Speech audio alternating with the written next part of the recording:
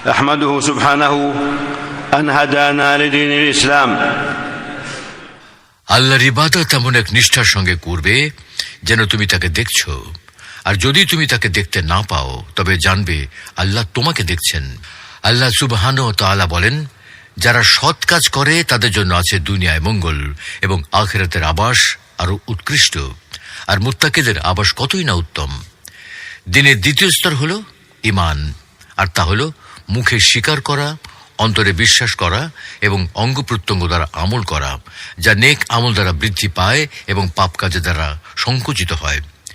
এর 70-এরও বেশি শাখা প্রশাখা রয়েছে, যার সর্বোচ্চ হল লা ইলাহা ইল্লাল্লাহ এবং সর্বনিম্ন হল রাস্তা থেকে কষ্টদায়ক বস্তু অপসারণ করা, আর লজ্জা হল ঈমানের একটি বিশেষ শাখা। ঈমানের বিষয়গুলোর মধ্যে আরও আছে আত্মীয়তার সম্পর্ক বজায় রাখা, পিতামাতার সঙ্গে সদাচরণ করা, সত্য কথা বলা, উত্তম ভাষা ব্যবহার করা, অঙ্গীকার ও চুক্তি পূরণ করা এবং উত্তম চরিত্র অবলম্বন করা। আল্লাহ সুবহানাহু ওয়া তাআলা বলেন, তোমরা আল্লাহর ইবাদত করো এবং কোনো কিছুকে তার সঙ্গে শরীক করো না। আর পিতামাতা, আত্মীয় স্বজন, ইয়াতিম, অভাবগ্রস্ত নিকট প্রতিবেশী, দূর প্রতিবেশী, সঙ্গী সাথী, মুসাফির ও তোমাদের অধিকারভুক্ত দাস দাসীদের প্রতি সদ্ব্যবহার করো। নিশ্চয়ই দাম্ভিক ও অহংকারীকে আল্লাহ পছন্দ করেন না। আল্লাহ আরো বলেছেন, হে মুমিনগণ, তোমরা অঙ্গীকার সমূহ পূর্ণ করো। তিনি আরো বলেছেন, আর আমার বান্দাদেরকে বলুন তারা যেন এমন কথা বলে যা উত্তম। নিশ্চয়ই শয়তান তাদের মধ্যে বিভেদ সৃষ্টির উস্কানি দেয়। শয়তান তো মানুষের প্রকাশ্য শত্রু। আল্লাহ আরো বলেন, ভালো মন্দ সমান হতে পারে না, মন্দ প্রতিহত করো উৎকৃষ্ট দ্বারা, ফলে তোমার সাথে যার শত্রুতা আছে সে হয়ে যাবে অন্তরঙ্গ বন্ধুর মতো। আর এটি শুধু তারাই প্রাপ্য হবে যারা ধৈর্যশীল ও এর অধিকারী, এবং কেবল তারাই প্রাপ্য হবে যারা পরম সৌভাগ্যের অধিকারী। এছাড়া ঈমানের অন্তর্গত বিষয়গুলোর মধ্যে রয়েছে বিপদ আপদে ধৈর্য ধারণ, নিয়ামত লাভের সময় শুকরিয়া আদায় এবং গুনাহ ও অবাধ্যতার পর তওবা ও অনুশোচনা করা। আল্লাহ সুবহানাহু ওয়া তাআলা বলেন, ধৈর্যশীলদেরকে কোনো হিসাব ছাড়াই তাদের প্রতিদান পূর্ণরূপে দেয়া হবে। আল্লাহ আরো বলেন, আর স্মরণ করো যখন তোমাদের রব ঘোষণা দিলেন, যদি তোমরা শুকরিয়া আদায় করো তবে আমি অবশ্যই তোমাদের প্রতিদান বাড়িয়ে দেব। তিনি আরো ইরশাদ করেন, তোমরা তোমাদের প্রতিপালকের নিকট ক্ষমা চাও এবং অনুশোচনার পরে তার দিকে ফিরে এসো, তাহলে তিনি একটি নির্দিষ্ট সময় পর্যন্ত তোমাদেরকে উত্তম জীবন সামগ্রী ভোগ করতে দেবেন, আর অনুগ্রহ লাভের যোগ্য প্রত্যেক ব্যক্তিকে তিনি তার অনুগ্রহ দিয়ে ধন্য করবেন। ঈমানের স্তম্ভ হলো 6টি, আর সেগুলো হলো আল্লাহর উপর, তার ফেরেশতাদের উপর, তার কিতাবের উপর, তার রাসূলদের উপর, আখিরাত দিবসের উপর এবং তাকদীরের ভালো মন্দের উপর ঈমান আনা। আল্লাহ তাআলা বলেন, বরং সৎকর্ম হলো ওই ব্যক্তির আমল যিনি আল্লাহ, শেষ দিবস, ফেরেশতাগণ, কিতাব ও নবীদের প্রতি ঈমান আনে। আল্লাহ সুবহানাহু ওয়া তাআলা আরো ইরশাদ করেন, নিশ্চয়ই আমি সবকিছু সৃষ্টি করেছি নির্ধারিত পরিমাপে, আর ঈমানের মাধ্যমে দুনিয়া ও আখিরাতের কল্যাণ লাভ করে মুক্তি ও সাফল্য অর্জিত হয়। আল্লাহ তাআলা বলেন, আল্লাহ মুমিন পুরুষ ও মুমিন নারীকে প্রতিশ্রুতি দিয়েছেন জান্নাতের, যার তলদেশ দিয়ে প্রবাহিত হবে নহরসমূহ, যেখানে তারা চিরস্থায়ী হবে। আরো ওয়াদা দিয়েছেন স্থায়ী জান্নাত সমূহের উত্তম বাসস্থানের, আর আল্লাহ সন্তুষ্টি সর্বশ্রেষ্ঠ এবং এটাই মহা সাফল্য। আল্লাহ আরো ইরশাদ করেন, যারা ঈমান এনেছে এবং তাদের ঈমানকে জুলুম তথা শিরক দ্বারা কলুষিত করেনি, নিরাপত্তা তাদেরই জন্য এবং তারাই হেদায়েত প্রাপ্ত। আল্লাহ আরো বলেন, নিশ্চয়ই আমি আমার রাসূলদেরকে এবং যারা ঈমান এনেছে তাদেরকে সাহায্য করব দুনিয়ার জীবনে এবং সেদিন যেদিন সাক্ষীগণ দাঁড়াবে।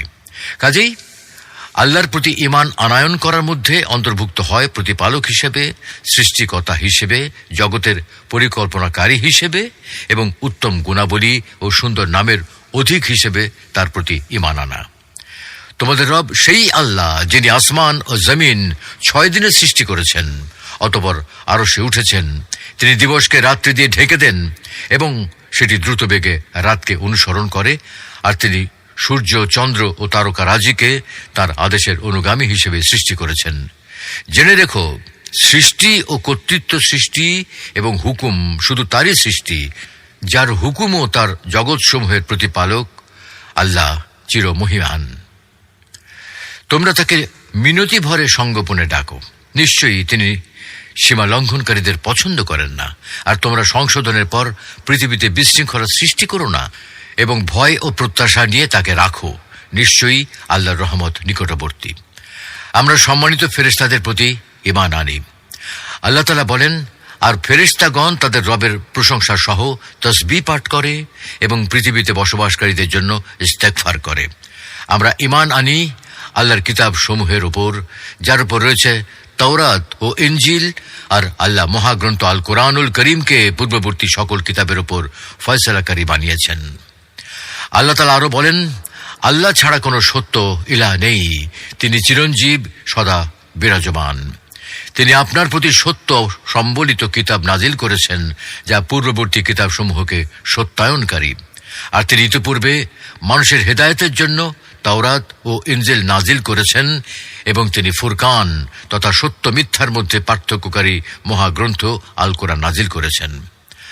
আল্লাহ অন্যত্র বলেন, আর আমি আপনার নিকট সত্য সম্বলিত কিতাব নাজিল করেছি, যা পূর্ববর্তী কিতাবের সত্যায়নকারী ও তার রক্ষক। আল্লাহ তাআলা বলেন, আমি আপনার পূর্বে রাসূলগণকে তাদের কওমের নিকট প্রেরণ করেছি, তারা তাদের কাছে সুস্পষ্ট প্রমাণ নিয়ে এসেছিলেন। অতঃপর যারা অপরাধ করেছিল আমি তাদেরকে শাস্তি দিয়েছি, আর মুমিনদেরকে সাহায্য করার দায়িত্ব আমার নিজের উপর রেখেছি।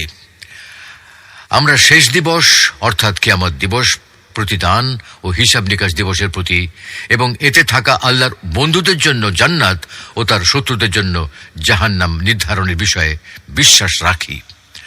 আল্লাহ তাআলা বলেন, যারা তাকওয়া অবলম্বন করে তাদের জন্য পরকালীন ঘরেই উত্তম। তোমরা কি অনুধাবন করো না? আমরা ঈমান আনি যে আল্লাহ সকল ঘটনা ও দুর্ঘটনার ফয়সালা করেন। সবকিছু তিনি লৌহে মাহফুজে লিপিবদ্ধ করেছেন এবং সেগুলোর ইচ্ছা করেন ও তা সৃষ্টি করেন। আল্লাহ আরো বলেন, নিশ্চয়ই আল্লাহ তার আদেশ বাস্তবায়ন করবেন। অবশ্যই তিনি প্রতিটি জিনিসের জন্য একটি মাত্রা নির্ধারণ করে রেখেছেন।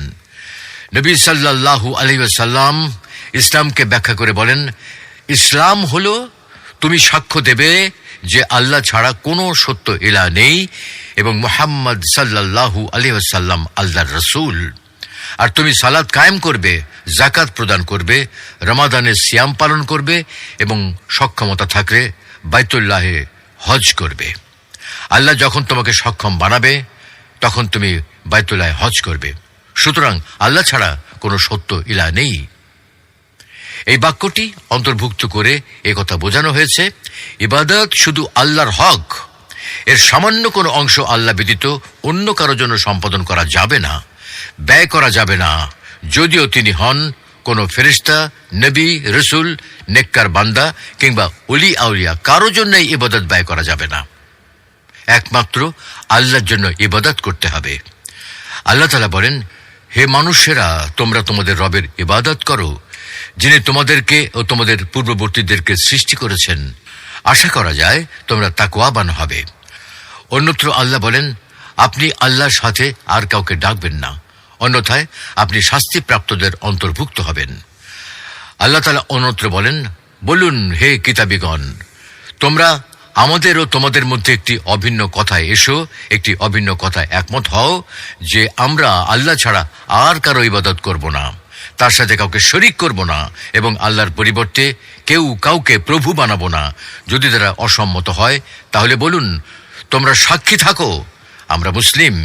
এর মাঝে রয়েছে আত্মসম্মান, কেননা বশ্যতার শিকার আল্লাহ ছাড়া আর কারো জন্য হবে না।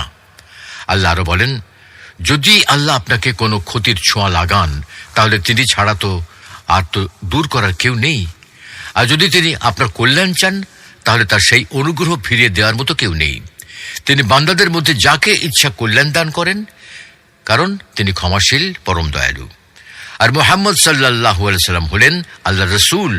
এই সাক্ষ্য অন্তর্ভুক্ত করে তার আদেশ পালনে আনুগত্য করা, তার আনিত সংবাদে তাকে সত্যায়ন করা এবং তার রবের ইবাদতের ক্ষেত্রে তার দেখানো পদ্ধতিতে চলা, এই সবই অন্তর্ভুক্ত করা হয়েছে। কাজেই আল্লাহর ইবাদত করা হবে শুধু সেই পদ্ধতিতে, আল্লাহর ইবাদত শুধু সেই পদ্ধতিই করতে হবে যা রাসূল